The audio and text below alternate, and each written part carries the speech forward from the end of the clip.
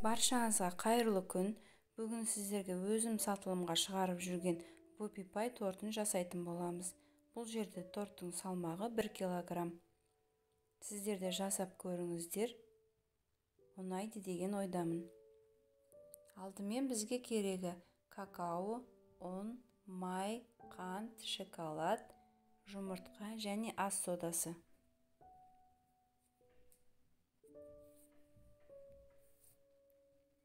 Алдымен шоколад пен майымызды міндетті түрде алдын ала дайындап алуымыз керек. Микроволновкада немесе мен сияқты водяной баняда ертіп дайындап алыңыздар.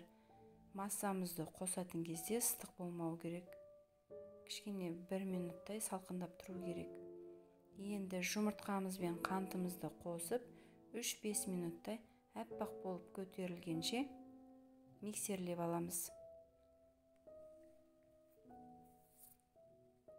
Жақсылап миксерленген массамыздың үстіне шоколад пен майымызды құямыз. Бірден араластырғандарыңыз дұрыс, жұмыртқамыз пісіп қалмас үшін. Жақсылап араластырылған массамыздың үстіне енді құрғақ ингредиенттерімізді қосамыз. Керек заттардың құрамдарын, қаншалықты мөлшерде екенін видеоның астында описанияға қалдыратын боламын. Мен мұнда елекке какао, ұн, ас содасын қосып, 2-3 бөлікке бөліп, електен өткізіп саламын. Сіздер де міндетті түрде електен өткізіп салыңыздар. Жақсы көтерілу үшін електен өткізу керек. 2-3 бөлікке бөліп салыңыздар. Бірден бәрін қосуға болмайды. Мен мұнда 2 бөлікке бөліп қосып араластырамын. Менің каналымда басқа да рецепттер бар. Кіріп, өз комментарийларыңызды қалдыра кетсеңіздер болады. Екінші бөлікті салып, тағы да жақсылап араластырамын.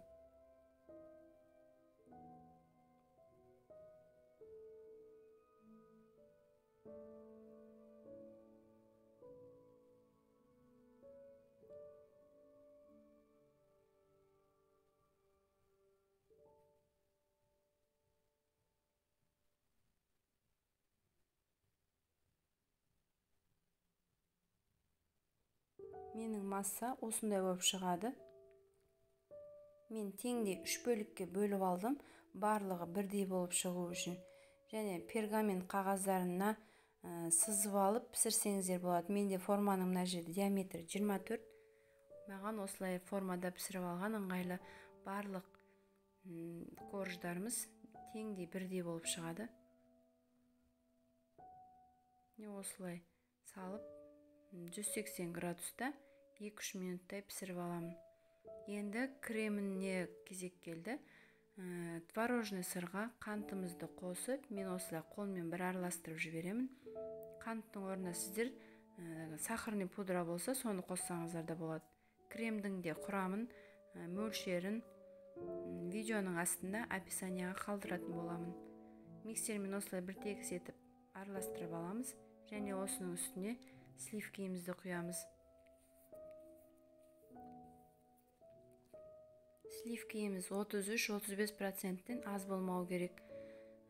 Төменгі скоростан бастап, ақырындап жоғарылап отырып, кремімізді араластырамыз. Осындай қоюлықта өзін ұстап тұратындай масса шығу керек. Креміміз дайын. Енді тортымызды жинап бастаймыз. Маған осындай Whoopie Pie'дің насаткасы керек. Нөмірі 808. Кондитерский мешокқа салып, кремімізді 2 бөлікке бөліп салып аламыз.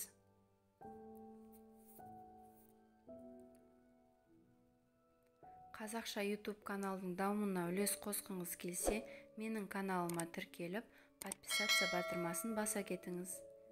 Мен мұнда 2-ші коржды қойып жатырмын, және сіздерге түсінікті болу үшін Whoopie Pie'дің шариктерін асықпай түсірдім. Түсінікті болды деп ойлаймын.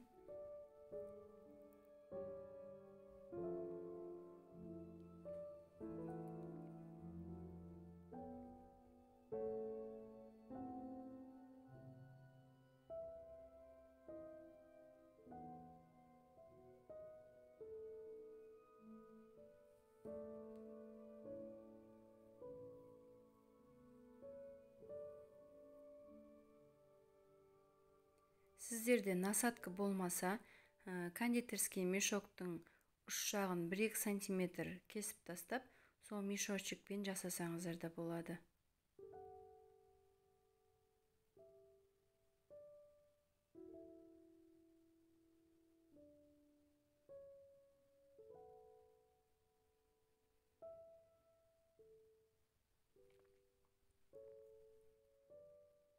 Енді осының үстіне 3-ші коржымызды қойып, қалған кремімізбен бетін тегістеп шығамыз.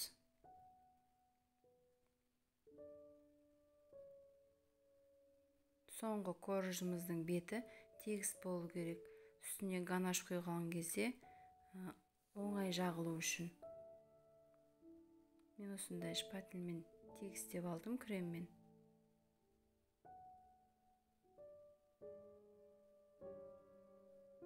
Крем жағып болған соң, холодильникте ганашымыз дайын болғанша салып қоямыз. Енді ганаш дайындаймыз. Шоколадымызға сливкімізді қосып, водяной баняда ертіп аламыз.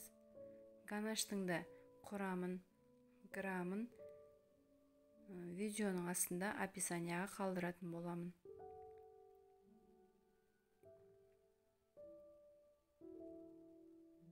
Водяной баняда ертіп аламын.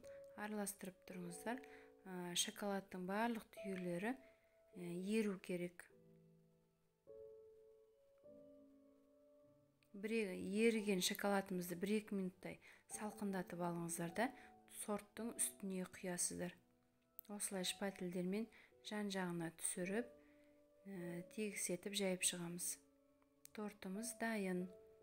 3 немесе 6 сағатқа, немесе 1 түнге холодильникке салып қойсаңыздар, жақсы болып шығады. Кремі тортқа корждарына сіңіп, жұмсақ болып шығады. Видеоның соңына дейін болғандарыңызға рахмет. Сіздермен болған мен Жұлдыз. Сау болыңыздар. Сіздерді жасап көріңіздер. Торт сіздерге ұнады деп ойлаймын.